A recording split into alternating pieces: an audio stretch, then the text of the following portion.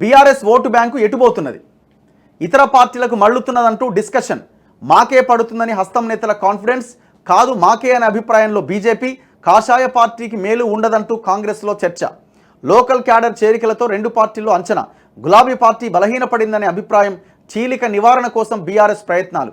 యాక్చువల్గా ఏంటంటే BRS vote bank అన్నది వాళ్ళ ఓటు బ్యాంకు వాళ్ళకు పడితే బీజేపీకి నష్టం, కాంగ్రెస్కి అడ్వాంటేజ్గా మారుతుంది. ఇప్పుడు బీఆర్ఎస్ ఓటు బ్యాంకు కనుక చీలితే ఖచ్చితంగా వాళ్ళ ఓటు వాళ్ళకి పడకపోతే దాదాపు 50% అటు ఇటు ఓటు బ్యాంకు బీజేపీకి షిఫ్ట్ అవుతుంది. సరే కాంగ్రెస్కి ఎంత పడుతుంది అన్నది పక్కన పెడితే మెజారిటీ ఓటు బ్యాంక్ బీజేపీకి షిఫ్ట్ అయ్యే అవకాశాలు ఎక్కువగా ఉంటాయి. లోకల్గా ఉన్న లీడర్లు కూడా సరే ఒకరిద్దరు అక్కడ లీడర్లు కాంగ్రెస్ పార్టీలో జాయిన్ అయినా ఓటు బ్యాంక్ అనేది బీజేపీకి షిఫ్ట్ అయ్యే అవకాశాలు ఉంటుంది. ఇక్కడ కేసీఆర్ ఏం చేసిన, అందుకే మన ఓటు బ్యాంకు మనం నిలుపుకోవాలి సీట్లు రాకపోయినా అన్న ఉద్దేశంతో రోడ్ షో స్టార్ట్ చేసిండు. రోడ్ షో స్టార్ట్ చేసిన తర్వాత కూడా పరిస్థితిలో మార్పు లేకపోగా మరింత దిగజారింది.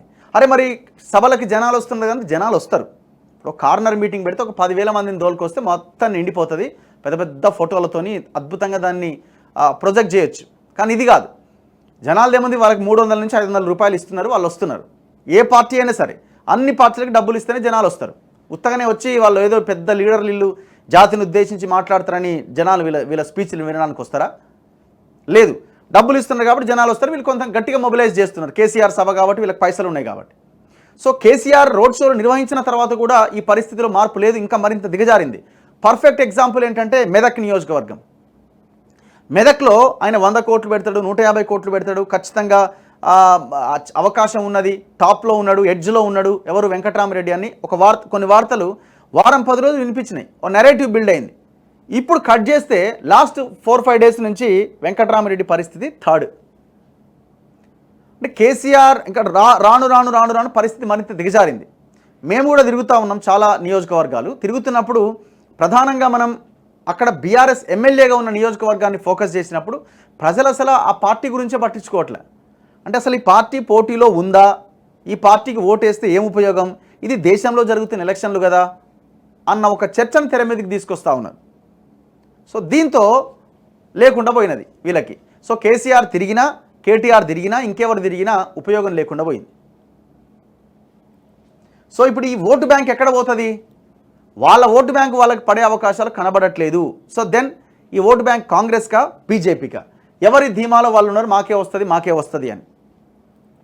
ఇప్పుడు కొన్ని ప్రాంతాలు, ఇప్పుడు మహబూబ్ నగర్ కానీ ఇట్లా కొన్ని ప్రాంతాల్లో బీజేపీ క్యాండిడేట్ బలంగా ఉన్న ప్రాంతాల్లో అటువైపు షిఫ్ట్ అవుతున్నది, బీజేపీకి షిఫ్ట్ అవుతున్నది. ఇది 100%. ఎవరైతే గెలవగలుగుతారో, ఈ క్యాండిడేట్ బలంగా ఉన్నారు, రేపు పొద్దున మనకు ఉపయోగపడతారు అనుకుంటారో బీజేపీ క్యాడర్ అంతా అటువైపు షిఫ్ట్ అవుతున్నది.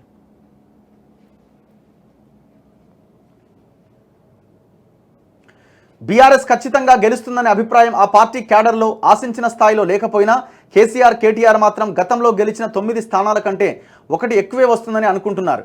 బీఆర్ఎస్ ప్రస్థానం రాష్ట్రంలో కనుమరుగైపోయినట్టే అని లోక్సభ ఎన్నికల తర్వాత ఆ పార్టీ భూస్థాపితం అయిపోతుందంటూ బీజేపీ నేతలు ఓపెన్గానే చెప్తున్నారు.